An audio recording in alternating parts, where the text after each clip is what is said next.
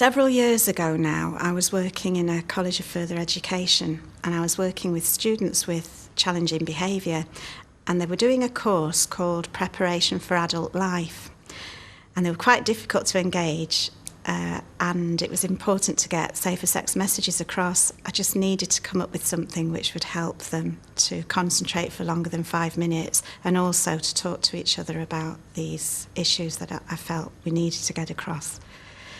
And so I just developed something which was a bit cut and paste, sticky back plastic and stencils, and it worked very well.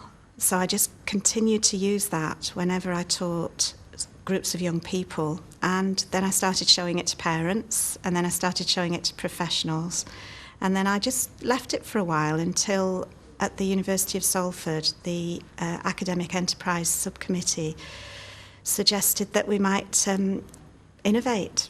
So I brought it out and updated it, and the rest is history, really. We had it published.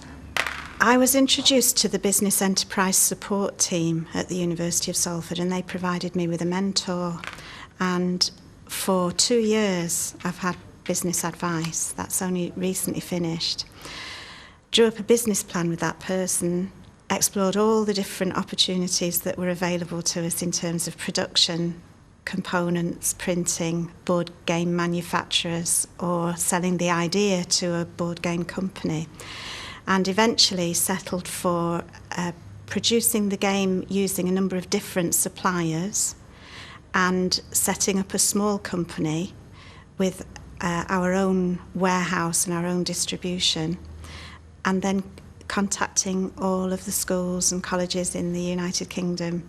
And from that we received our first batch of orders. To date we've sold 1,000 games. The game's really useful because it does talk about the kind of basic physiological stuff about sexual health and looks at that, which is essential, but it does also look at the wider thing about relationships, how young people deal with each other in relationships, about pressure, about how you can make choices. I think choices, there's a little section on there about choice as well, and how you've got the right to say no, which is a very valuable thing for young people. And I think it's something that's often not approached, because people are like, right, this is sexual health, this is how you get pregnant, this is how you get a sexually transmitted infection, and now you're sorted.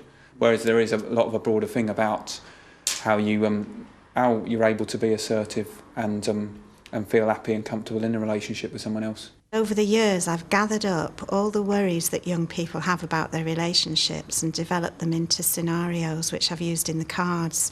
So it doesn't personalise the game in a group setting. It enables people to discuss common problems without having to say, oh yes, I've experienced this, or even I don't know about that. So it's building up all the confidence skills. I think that's why it's most effective. Yeah, I enjoy playing the game very much. It's learnt me a lot more, and I thought I knew everything about sex. I'd recommend this game to anyone. From the point of view of sex education, it's interesting to compare us with countries in Western Europe like the Netherlands and Sweden. The Netherlands particularly has the lowest teenage pregnancy rate, and teenagers get sex education and relationship education all the way through infant schools, secondary school.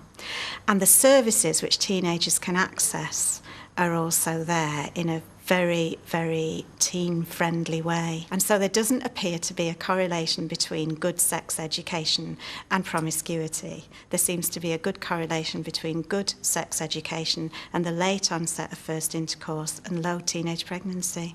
This game, it will make a difference to people, like people and contraception in the future, yeah? Yeah, I think I'll be a lot more mature around girls now. And no matter when I'm going to meet a girl, I'll take a condom now.